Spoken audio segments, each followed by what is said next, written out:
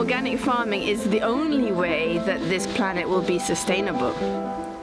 If we have to feed 9 billion or 10 billion people, and we need a genetic revolution to do that, I see no harm in using a genetic revolution.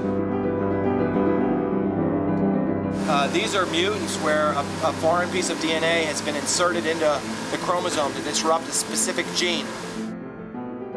Food to me represents life, and what I have put here, I want people to see life. I want people to see beauty. I grow my own food, and I think that's a way to take back the food system.